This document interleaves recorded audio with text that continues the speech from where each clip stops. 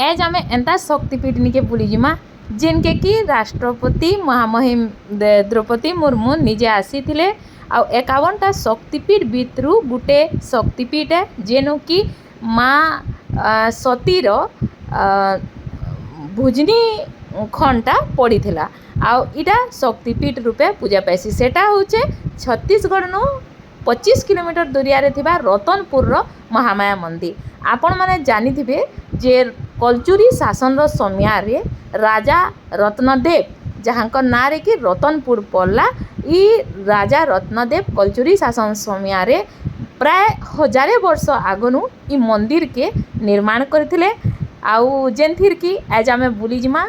आउ इटा बहुत भाग्यर कथा है जे 51टा शक्तिपीठ भितरे आमर इनु छत्तीसगढ़ रतनपुर महामाया मंदिर अच्छे जेनो कि माँ भुजनी खन पड़ी छे।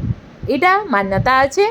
आउ माँ महामाया के कौशलेश्वरी बोली करी भी कहा जाएसी जेनटा कि रतनपुर कुलदेवी माने इनी राजार कलचुरी शासक मानकर राजा कुलदेवी बोली करी माँ कौशलेश्वरी बोली करी भी महामाया मंदिर के कहा जाएसी। कारण आपण माने जानिछन छत्तीसगढ़ अलगा ना होछे दक्षिण कोसल जेनटा कि से अनुसार जेहेतु रतनपुर साम्राज्यटा गोटे राजा महाराजा कलचुरी शासन समय थिला तो सेथर लगी बोली करी एनुर देवी के महामाया के कौशलेश्वरी बोली करी भी कहा जाएसी। तो आसुन आमे यहाँ मंदिर भीतर के प्रवेश करमा।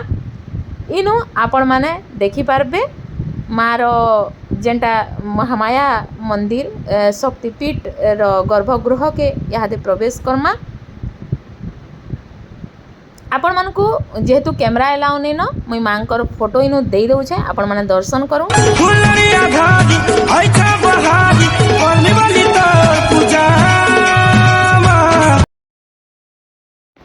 आपण माने जेंता गर्भगृह नु बाहरबे तो एंता प्रांगण आपण को देखबार के मिलबा जेनु कि माँ कालिकार इनु मूर्ति भी अच्छे।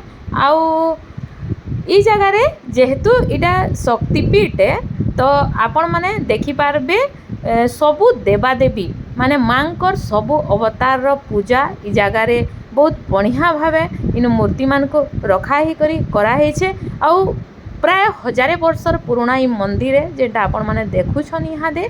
तो ई जगह रे हनुमान मंदिर रो भी गुटे मंदिर अच्छे आउ शिव मंदिर गुटे अच्छे जेन शिव मंदिर की बहुत पुराना है। आउ से जगह रे शिवलिंगटा पशुपतिनाथ जेनते कि पंचमुख वाला शिवलिंग अच्छे। आउ बहुत मान्यता अच्छे कि इनु जेते बेले नवरात्र हेसी बहुत बढ़िया से पूजा पाठ हेसी आउ भक्त मानकर सब मनोकामना पूरण हेसी। आउ आपण माने निश्चय थरे आसुनी जगह के जेहेतु 51टा शक्तिपीठ भितरे आमरी पाखे अच्छे। आउ माँ महामाया मंदिर जे कि कौशलेश्वर